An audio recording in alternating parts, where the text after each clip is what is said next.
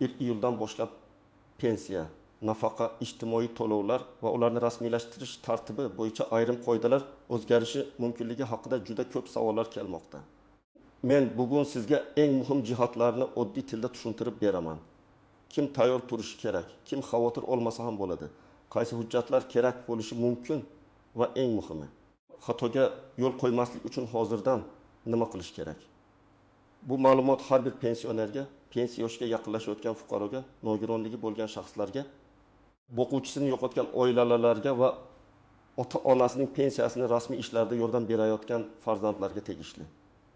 Shuning uchun videoni oxirigacha ko'ring. Hozirning o'zida kanalga obuna bo'ling. Like bosing. Chunki bunday yangiliklar vaqtida yetib bormasa, odamlar pulidan, vaqtida to'lov olish huquqidan yoki imtiyozdan ayrilib qolishi mumkin. Avval ko'p narsalar eski tartib bo'yicha yurardi. Pensiyani tayinlashda fuqaro ko'pincha o'zi hujjat yig'ardi. Ish staji bo'yicha ma'lumotnomalarni arxidan olardi. Ish joylaridan tasdiq qog'ozlari so'rardi, ayrim hollarda bankka, mahallaga, tibbiy muassasaga yoki pensiya jamg'armasi bo'limiga bir necha marta borishga majbur bo'lardi. Eng katta muammo shunda ediki, odam yoshi yetib pensiyaga chiqaman deb o'ylaydi.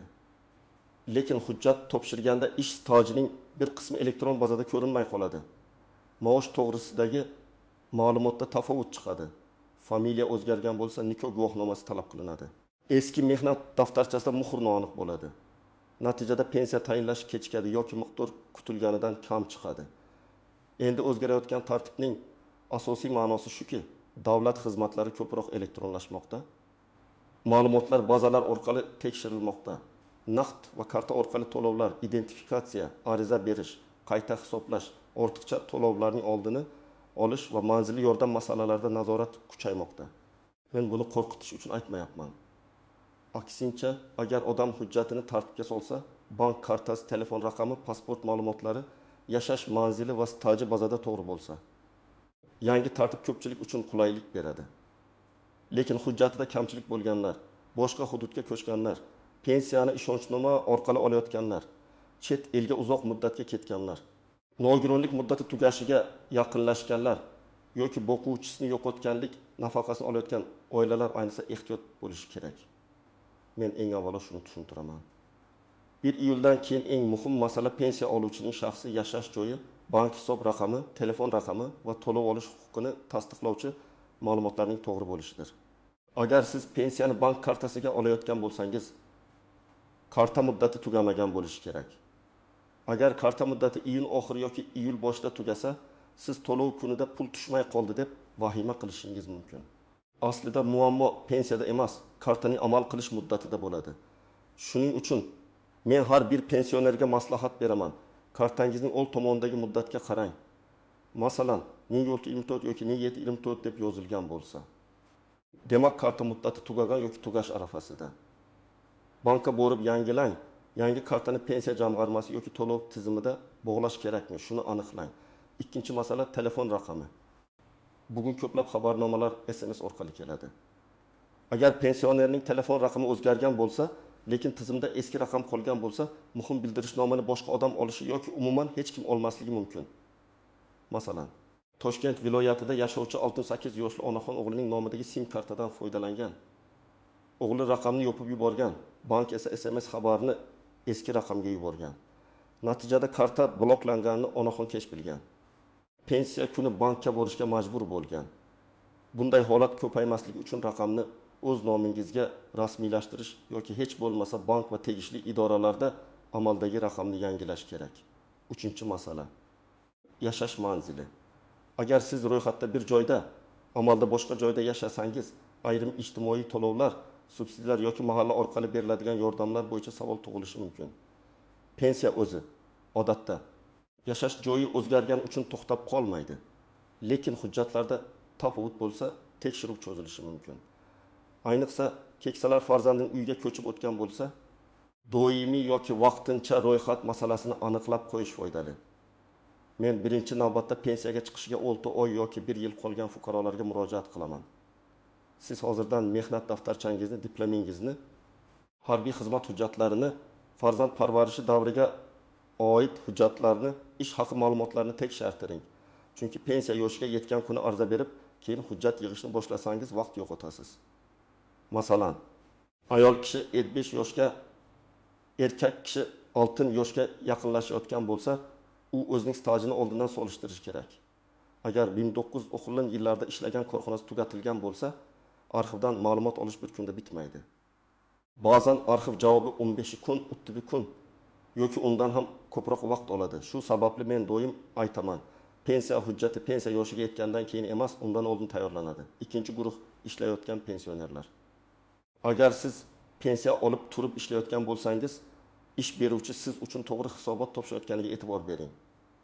Ish haqi rasmiy ko'rsatilmasa, soliq va ijtimoiy to'lovlar noto'g'ri yuritilsa, kelgusida qayta hisoblash, stajni tasdiqlash yoki boshqa to'lovlar bo'yicha muammo chiqishi mumkin. Masalan, 13 yoshli erkak pensiya oladi, lekin qo'shimcha ravishda qorovul bo'lib ishlaydi. Ish beruvchi uni og'zaki ishlatib, rasmiy shartnoma qilmagan bo'lsa, bu davr keyinchalik hujjatda ko'rinmaydi. Yangi tartibda elektron hisobotlar ko'proq ahamiyatga ega bo'lgani uchun men ishladim-ku degan gapning o'zi yetmaydi. Tizimda iz bo'lishi kerak. 3-guruh nogironlik pensiyasi yoki nafaqasi oluvchilar. Bu yerda eng muhim narsa tibbiy ko'rik muddati. Agar nogironlik guruhi muddatli belgilangan bo'lsa, muddat tugashidan oldin qayta ko'rikdan o'tish zarur. Ba'zi fuqarolar oldin o'zini chaqirishardi deb kutib yuradi. Men bunday kutishni tavsiya qilmayman. Poliklinika, oilaviy shifokor, tibbiy ijtimoiy ekspertiza tartibi bo'yicha oldindan harakat qiling. Agar muddat o'tib ketsa, to'lov vaqtincha to'xtashi yoki keyin qayta tiklash jarayoni cho'zilishi mumkin. Masalan, nogironlik muddati 30 iyunda tugasa, fuqaro 5 iyulda eslasa, iyul to'lovi bo'yicha kechikish bo'lishi ehtimoli bor. Shuning uchun sana yozilgan hujjatni ko'rib chiqing. 4-guruh boquvchisini yo'qotganlik pensiyasi yoki nafaqasi oladigan oilalar. Bu to'lovlarda bolalarning yoshi, o'qishi, kunduzgi ta'limda o'qiyotgan nikoh holati, vasiylik hujjatlari kabi masalalar muhim. Agar farzand 15 yoshga to'lgan bo'lsa, lekin oliy ta'limda kunduzgi shaklda o'qiyotgan bo'lsa, tegishli ma'lumotnoma kerak bo'lishi mumkin. Agar ma'lumotnoma vaqtida topshirilmasa, to'lov to'xtab qolishi mumkin. Men ota-onalarga, vasiylarga, akalarga va opalarga shuni aytaman. Bola o'qishga kirgan yoki kursdan kursga o'tgan bo'lsa, ma'lumotnomani yangilashni unutmang. Agar sizning pensiyangiz har oy barqaror bank kartasiga tushayotgan bo'lsa, pasportingiz yangilangan bo'lsa, bank kartangiz amalda bo'lsa, yashash manzilingiz o'zgarmagan bo'lsa, nogironlik muddati doimiy belgilangan bo'lsa, yoki siz oddiy yoshga doir pensiya olayotgan bo'lsangiz, katta vahimaga tushishga hojat yo'q. O'zgarishlar hammani birdan idoraga yugurtirish degani emas. Lekin men baribir tekshiruv ro'yxatini bajarishni maslahat beraman. Chunki ko'p muammo aynan mayda narsadan chiqadi. Pasport seriyasi o'zgargan, karta almashtirilgan, familiya nikohdan keyin o'zgargan. Lekin eski hujjatlar bilan moslashtirilmagan, telefon raqami boshqa odam nomida pensioner uzoq vaqt viloyatdan tashqarida yashab kelgan. Masalan, 7 yoshli otaxon pensiyasini har oy muammosiz oladi. Unga hech qanday qo'shimcha nafaqa rasmiylashtirilmagan, nogironlik guruhi yo'q. Karta muddati 2027 yilgacha, pasporti yangi, yashash manzili o'zgarmagan. Bunday odam faqat kartani, SMS xabarnomani va shaxsiy ma'lumotlarni tekshirib qo'ysa kifoya. Lekin 8 yoshli ayol pensiyaga tayyorlanayotgan bo'lsa, uning holati boshqacha. U eski korxonada ishlagan davrini isbotlashi, farzand parvarishi yillarini ko'rsatishi, familiya o'zgargani hujjat bilan bog'lashi kerak bo'ladi. Pensiya miqdori har doim bir nechta omilga bog'liq. Ish staji, rasmiy ish haqi, ijtimoiy to'lovlar, imtiyozli davrlar, pensiya turi va amaldagi qonunchilikdagi koeffitsiyentlar. Men ko'p uchratadigan xatolardan biri shuki, odam men 35 yil ishlaganman, demak pensiyam juda katta bo'lishi kerak deb o'ylaydi. Lekin stajning hammasi hujjat bilan tasdiqlanmagan bo'lsa, rasmiy maosh past ko'rsatilgan bo'lsa yoki ayrim yillar elektron bazada bo'lmasa, hisob boshqacha chiqadi. Yangi tartiblar aynan ma'lumotlar aniqligiga urg'u beradi. Misol keltiraman. Bir fuqaro 1985 yildan 2000 yilgacha zavodda ishlagan. Keyin 2000 yildan 2010 yilgacha bozorda norasmiy savdo qilgan. 2010 yildan 2024 yilgacha esa rasmiy ishda bo'lgan. U o'zini 39 yil ishlagan deb hisoblaydi. Lekin tizimda 25 yil zavod, 4 yil rasmiy ish, jami 29 yil ko'rinadi. Bozordagi 10 yil norasmiy bo'lgani uchun pensiya hisobiga to'liq kirmasligi mumkin. Shu joyda odam men adolatsizlikka uchradim deb o'ylaydi. Aslida muammo ishlaganlikni tasdiqlovchi hujjatning yo'qligida. Shuning uchun men yosh avlodga ham aytaman. Ota-onangizning hujjatini tekshirayotganda norasmiy davrlarni rasmiy staj deb qabul qilib yubormang. Yana bir misol. Ayol kishi turmushga chiqqach familiyasini o'zgartirgan. Mehnat daftarchasining bir qismida qiz familiyasi, keyingi qismida erning familiyasi yozilgan. Agar nikoh guvohnomasi yoki familiya o'zgarganini tasdiqlovchi hujjat bo'lmasa, ayrim ish davrlarini bog'lashda savol tug'iladi. Bu muammoni hal qilish qiyin emas. Lekin oldindan tayyorlanmasa, pensiya tayinlash jarayonini sekinlashtiradi. Endi ko'pchilik bilmaydigan nozik jihatlarga o'tamiz. Birinchi xavf ishonchnoma orqali pensiya olish. Ayrim keksalar betobligi sabab farzandiga yoki qarindoshiga ishonchnoma beradi. Bu qonuniy bo'lishi mumkin, lekin ishonchnoma muddati, notarial tasdiq, bank talablari va pensionerning hayotdaligi bo'yicha tasdiqlash tartiblarini unutmaslik kerak. Agar ishonchnoma muddati tugasa, karta yoki naqd to'lovda muammo bo'ladi, eng yomoni. Ayrim hollarda qarindoshlar pensioner nomidan pul olib, uning ehtiyojiga ishlatmasligi mumkin. Men bunday holatlarni ham ko'rganman. Shuning uchun agar siz farzand sifatida ota-onangiz pensiyasini boshqarsangiz, hamma narsani ochiq qiling. Bank SMSlari, karta qoldig'i, dorilar va xarajatlar bo'yicha yozuv yuriting. Ikkinchi xavf chet elga ketish. Agar pensioner uzoq muddatga chet elda bo'lsa, yashash joyi, to'lov olish tartibi, bank kartasining ishlashi, identifikatsiya va hujjat muddati bo'yicha savollar tug'ilishi mumkin. Men buni chetga chiqsangiz pensiya yo'qoladi deb aytmayapman. Yo'q, lekin tartibni bilish kerak. Masalan, pensioner farzandinikiga Rossiya, Turkiya yoki Qozog'istonga bir necha oyga ketadi. Karta muddati tugaydi. Telefon raqami ishlamaydi. Bank ilovasiga kira olmaydi. Natijada pul tushgan bo'lsa ham undan foydalana olmaydi. Ketishdan oldin kartani yangilash, ishonchli telefon raqamini ulash, bankdan xalqaro foydalanish imkoniyati so'rash kerak. Uchinchi xavf, ortiqcha to'lov. Ba'zan fuqaro ma'lum holat o'zgarganini vaqtida xabar qilmaydi. Bola o'qishni tashlagan, nogironlik muddati tugagan, vasiylik holati o'zgargan, pensioner vafot etgan, lekin to'lov davom etgan. Keyin davlat ortiqcha to'langan pulni qaytarishni talab qilishi mumkin. Bu juda og'ir holat. Chunki odam men pulni sarflab bo'ldim deydi. Lekin huquqiy tomondan ortiqcha to'lov qaytarilishi kerak bo'lishi mumkin. Shuning uchun har qanday holat o'zgarsa, mas'ul idoraga xabar berish kerak. 4-chi xavf, firibgarlar.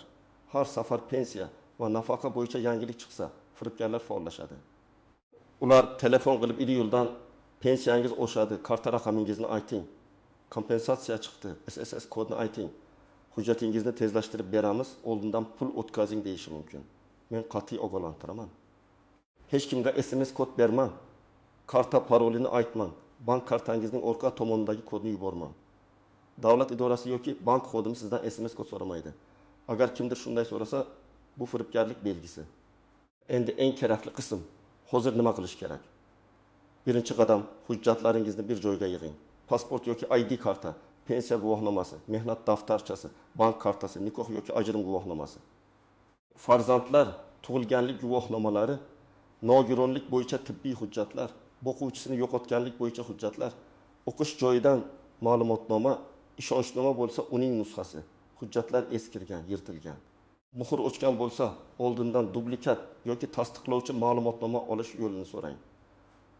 Ikkinchi qadam, pensiya jamg'armasi bo'limi. Davlat xizmatlari markazi yoki tegishli rasmiy elektron xizmat orqali shaxsiy ma'lumotlaringizni tekshiring. Men buni ayniqsa pensiya chiqayotganlarga tavsiya qilaman. Mening stajim to'g'ri ko'rinayaptimi? Ish haqi ma'lumotlari hisobga olinganmi? Familiya o'zgarishi bo'yicha hujjat kerakmi? Qaysi davrlar tasdiqlanmagan degan savollarni yozib boring. Idoraga borganda og'zaki gaplashib chiqib ketmang. Kerak bo'lsa yozma ariza qoldiring. Uchinchi qadam, bank bilan bog'liq masalalarni tekshiring. Karta muddati, karta egasi, SMS xabarnoma, telefon raqami, bank ilovasi, ishonchli shaxs, naqd yetish limiti, karta bloklanmaganligi. Agar pensioner bankka bora olmasa, bankning uyga xizmat ko'rsatish imkoniyati bormi? Ishonchnoma kerakmi? Shuni aniqlang. Ayrim banklar keksalar uchun alohida navbat yoki maslahat beradi. Lekin buni oldindan telefon qilib so'ragan ma'qul. 4-qadam, Tibbiy hujjatlarni nazorat qiling. Nogironlik guruhi muddatli bo'lsa, tugash sanasini kalendarga yozing. Qayta ko'rik uchun oilaviy shifokorga murojaat qiling. Zarur tahlillar, epikriz, davolanish varaqalari va mutaxassis xulosalarini tayyorlang. Shifoxonaga borish qiyin bo'lsa, yaqinlaringizdan yordam so'rang. Bu ishni oxirgi haftaga qoldirmang. 5-qadam. Agar siz boquvchisini yo'qotganlik to'lovini olayotgan bo'lsangiz, farzandlarning o'qish holatini tekshiring. Kunduzgi ta'limda o'qiyotganini tasdiqlovchi ma'lumotnoma, o'qish muddati, ta'lim muassasasi nomi, kursi va sana to'g'ri bo'lishi kerak. Agar bola akademik ta'til olgan bo'lsa, o'qishni tashlagan bo'lsa yoki ta'lim shakli o'zgargan bo'lsa, bu to'lovga ta'sir qilishi mumkin. Buni yashirish keyinchalik ortiqcha to'lov muammosiga olib keladi. 6-qadam, ariza yozishni bilib oling. Agar pensiya miqdori noto'g'ri hisoblangan deb hisoblasangiz, pensiya miqdorini qayta tekshirib berishingizni so'rayman. Mazmunda ariza berasiz. Arizada familiya, ism, otasining ismi, pasport ma'lumoti, yashash manzili, telefon raqami, pensiya turi, muammo mazmuni, qaysi davr staji hisobga olinmaganini aniq yozish kerak.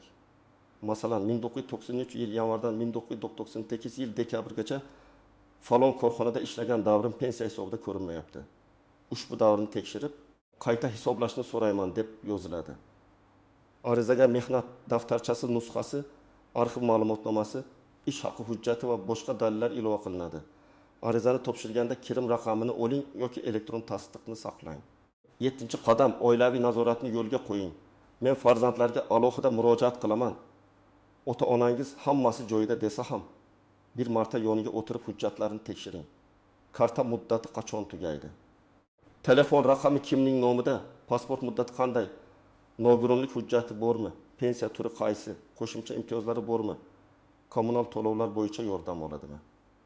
Ko'p keksalar uyalib yoki tushunmagani uchun muammoni vaqtida aytmaydi. Keyin bir oy pensiya kechiksa butun oila yuguradi. Men faqat xavflarni sanab sizni qo'rqitmoqchi emasman. Agar tartib to'g'ri ishlasa, elektronlashuv pensionerlar uchun foydali bo'ladi.